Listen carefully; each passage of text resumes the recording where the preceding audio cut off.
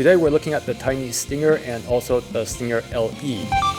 The model that I have is the Stinger LE, but I'm going to be looking at Tynee's website and also talking about the specs of both to let you know the differences and also give you my thoughts. The Stinger came out about 3 months ago. The reason I didn't cover it was the same reason that I chose not to cover the Meepo Flow. It's because it's too heavy. The Stinger is 11.8 kilograms, which I think is way too heavy for this kind of board. And I also think for the average customer, not the e-skate enthusiast, but for the average customer, I think weight is a big factor. Because whenever you meet someone outside of the e-skate circles, whenever they pick up an electric skateboard for the first time, they're always like, whoa, this is like a lot heavier than I thought. And if they're gonna buy a vehicle that's this heavy, they have other easier vehicles to choose from, right? They can choose a bicycle or an electric bicycle or an e-scooter. Why would they choose an electric skateboard if it's this heavy? Again, I'm talking about the average customer. The enthusiasts, of course, are going to choose electric skateboards, but normal people, they have other options to consider. Anyway, despite the weight, I was kind of interested in the Stinger. I just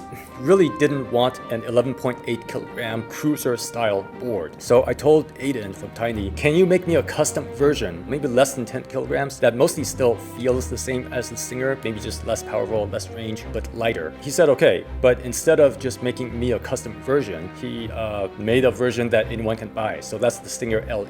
Okay, let's go through the specs and I'll give you my thoughts about all of this stuff. The top speed is 55 kilometers per hour, at least the default top speed. You can customize settings in the app, so I think it could go a little faster. But anyway, this is like 55 kilometers per hour or 34 miles per hour. That's already very fast on this kind of board. I think some people may actually go that fast because this board I found was really stable, which I'll talk more about later when we get to the trucks. So 55 kilometers per hour top speed. I didn't try that out. It's probably true. It may also depend on your weight. For the range, they claim 42 kilometers for the Stinger LE and 53 kilometers for the Stinger, for the regular Stinger. It's a reasonable claim. With range estimates, it's always going to have a lot of variables. You could get more than their claimed range if you're lighter and you ride slower, or you could get a lot less than their claimed range if you're heavier and you ride a lot more aggressively. I did try doing a range test on the Stinger LE, but like after about 20 kilometers, I got kind of tired. In any case, 42 and 53, for me personally, there's like no difference because I'm not gonna ride that far, especially not on this kind of board. This cruiser style board with double kingpin trucks, it's not really designed as a long distance board. Like what I mean by that is for a long distance board, generally you want a really comfortable board. You generally want it to be closer to the ground and very stable. This board is relatively short. I mean, it's not that short, but compared to many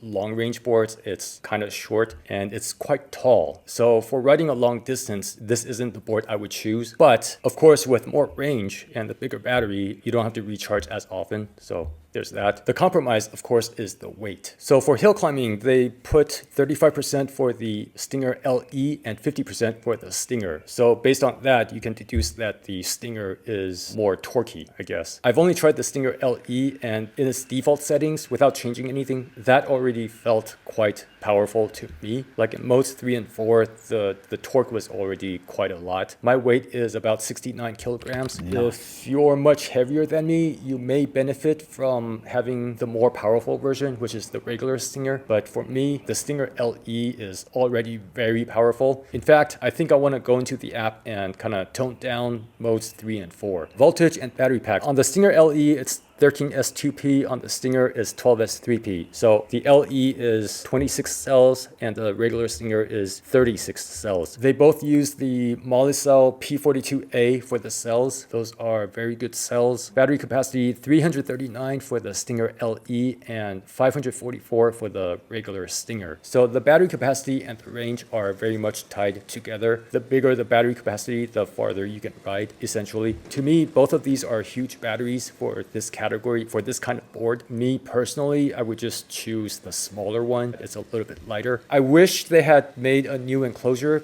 but they chose to use the same exact battery enclosure, which is the same size. The ESC, both of them are using Hobby Wing, and I gotta say, man, Hobby Wing is just, it feels really good. It just feels a lot more intuitive and natural, the controls, I mean. Whereas with LifeHawk ESCs, you always kind of feel like you're kind of, not exactly you're fighting it, but it's just not as natural. Both versions can use the Tuya app, so you can configure various settings like the brake strength, the acceleration strength, and a bunch of other settings. Motor power, 1500 watts per motor for the Stinger LE and 3000 watts per motor for the Stinger. This does not mean that the Stinger is twice as powerful as the Stinger LE. This is a spec that's very confusing for people. You can think of it as like one cup is able to hold twice as much fluid as the other cup, but you don't know how much fluid is in the cups. Deck material, Canadian maple and fiberglass. So the deck, it's kind of like a classic, sort of classic cruiser shape with a kicktail. It has more of a concave in the middle. The concave kind of flattens out before the tail and then it curves up. The only time I use the kicktail is to pivot the direction of the board. Or if I see police up ahead, I may use the tail to quickly turn around. The wheels, 90 by 62 millimeter PU wheels for the Stinger LE and 105 millimeter all-season wheels for the regular Stinger. So the all-season wheels have treads to reduce the likelihood of hydroplaning if the ground is wet. The 90 millimeter PU wheels are just like normal, very large longboard wheels. They're okay. I have used the all-season wheels before, but not on this board. I have them on the Tynee Mini 3. They're both fine. They serve different purposes. I did, however, put not the boosted 105, the matte wheels on this board. So matte wheels, they came out with their updated 105 millimeter wheels, and I like them. I think they're really good. Tynee actually has their own version. If I'm not mistaken, I think these are the original boosted 105 clones. It doesn't say the width here. Anyway, I don't have these wheels, but I have the matte wheels. So if you want to get them from Tynee, Tynee has them. The old 105 matte wheels, they're actually more like 100 millimeters, and the new ones are like 103, 104. So neither of them are quite 105, but doesn't matter. But yeah, anyway, I put on the new matte wheels. They're really great. They're like super comfortable. I may talk more about them in a separate video or separate post or something. Let's move on. The trucks. Okay, the trucks are kind of interesting. Well, not so much the trucks, but the bushings. As I briefly mentioned earlier, this board is really stable, which is a bit unusual for boards that use double kingpin trucks, especially on a board like this, which has a relatively short wheelbase compared to longer boards. The stock setup is just really, really stable. The reason is because they're using, well, first of all the bushings are 100A according to Tynee, which is really hard. So for longboard bushings, you can kind of think of 90A as sort of the standard, or like medium strength. 80A would be really soft and 100A is like really hard. So these trucks are using all 100A and they're all barrel bushings. These trucks were originally designed with cone bushings in mind. They're supposed to be barrel, cone, but Tynee is using all barrels. One of the barrels is actually shorter because that's the only way they'll fit. But another big reason that this board is so stable is because of the washers. The washers are cup washers, but they're not your standard cup washers. These are the very snug kind. They're very deep. They're not like the dish kind. They won't fit on this kind of truck. They have to use the more narrow one. And these more narrow ones, they're really, really restrictive. So as a result, this board, it didn't feel like a board using double kingpin trucks.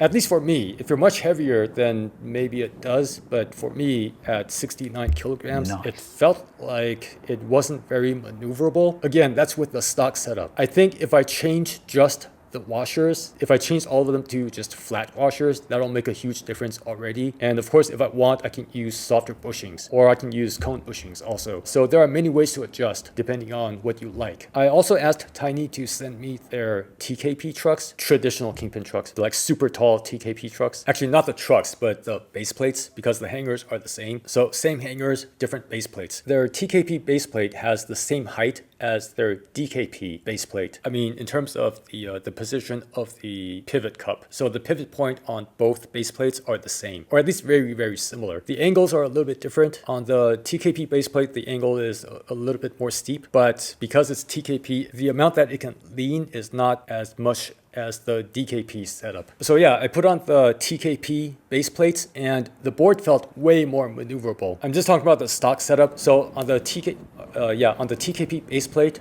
The stock bushings are 95A instead of 100A, and also the washers are flat washers instead of cup washers. So huge difference there. The maximum lean is not as much as the double kingpin trucks, but like it's plenty. I mean, the wheelbase is not that long, so like making a U-turn and stuff on TKP trucks, it's totally fine. So if we're just comparing the stock setups, the stock double kingpin setup and the stock traditional kingpin setup, the stock traditional kingpin setup, because of the bushings and the washers, is way more maneuverable. I feel like on this kind of board where it's a cruiser style and it's kind of tall, it should be maneuverable. If you want to trade maneuverability for stability, you might as well go with a board that's lower to the ground. Just my opinion. I also want to talk about the risers. Tynee put on these very tall risers, both the front and back. I took them off. They're not necessary. Even if you take them off and you put on 105mm wheels, you're not going to get wheel bite. So yeah, I would just take them off. The final difference between the Stinger LE and the regular Stinger is the weight. So the Stinger LE is 9.7 kilograms and the regular Stinger is 11.8, almost 12 kilograms. So 9.7, it's okay. I personally feel like that's still kind of heavy. Of course, it's much better than 12 kilograms. When I carry this board, normally I just small grab. That just feels easier than carrying the body. I kind of wish that the LE version had been even lighter. I think the trucks could be narrower. That's another reason why this board is so stable. The trucks are like hella wide. They're basically all-terrain trucks. The trucks could be narrower, especially on the LE because the motors are smaller and then the board would be more maneuverable. That would also save some weight. Tynee made the choices that it did.